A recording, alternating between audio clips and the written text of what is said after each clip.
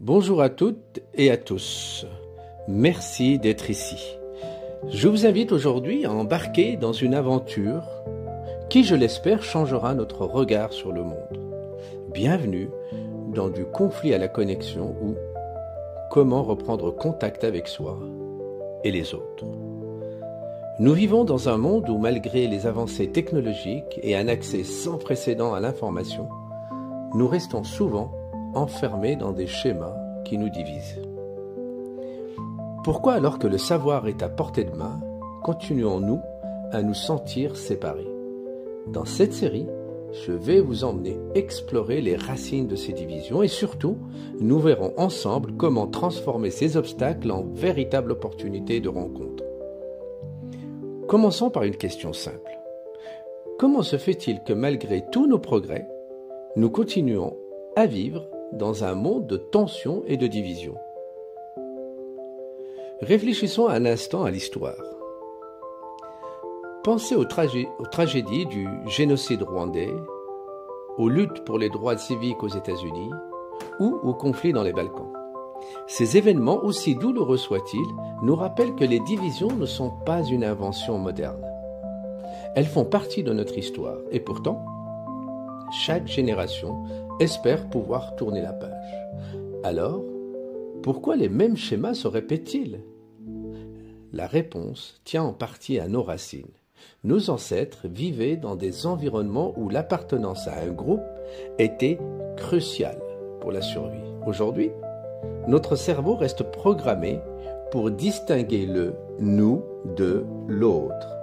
Cette tendance qui nous a permis de coopérer dans le passé est aussi à l'origine de nos préjugés. On pourrait penser qu'avec l'éducation et l'abondance d'informations, nous dépasserions ces anciens automatismes. Pourtant, des études montrent le contraire. Par exemple, des recherches sur le marché du travail révèlent que des personnes avec un nom perçu comme minoritaire reçoivent bien moins de réponses lors de leur candidature.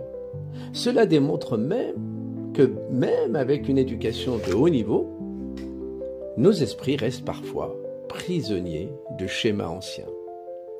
Ce que nous appelons le biais de confirmation nous pousse à chercher des informations qui confortent nos croyances. Ainsi, malgré tout le progrès, nos perceptions restent souvent figées dans des idées préconçues. Mais il y a une bonne nouvelle. Comprendre ces mécanismes, c'est déjà le premier pas vers le changement. Car aujourd'hui, il ne s'agit pas seulement d'expliquer pourquoi les divisions existent, mais de découvrir ensemble comment nous pouvons les transformer.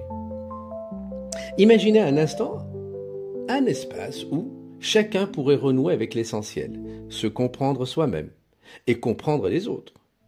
Ce n'est pas un rêve lointain.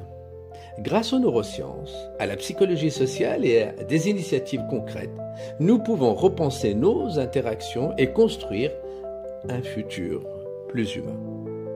Je vais partager des exemples inspirants, des projets qui transforment la colère en dialogue, qui transforment les conflits en opportunités d'échange et qui mettent l'empathie au cœur des relations. Ensemble, nous allons explorer comment réveiller notre potentiel créatif et bâtir des ponts là où il y a des murs. Pour résumer, même si notre monde évolue à une vitesse incroyable, nos divisions restent présentes. Mais ce n'est pas une fatalité. Aujourd'hui, je vous invite à remettre en question ce statu quo. Ensemble, découvrons comment, en reprenant contact avec nous-mêmes et avec autrui, nous pouvons transformer ces conflits en une formidable opportunité de connexion. Alors, êtes-vous prêt à changer de perspective et à redécouvrir la force qui sommeille en chacun de nous? Merci de m'avoir écouté et rendez-vous dans la prochaine vidéo où nous explorerons comment les traces de notre passé influencent encore nos comportements d'aujourd'hui. À très bientôt.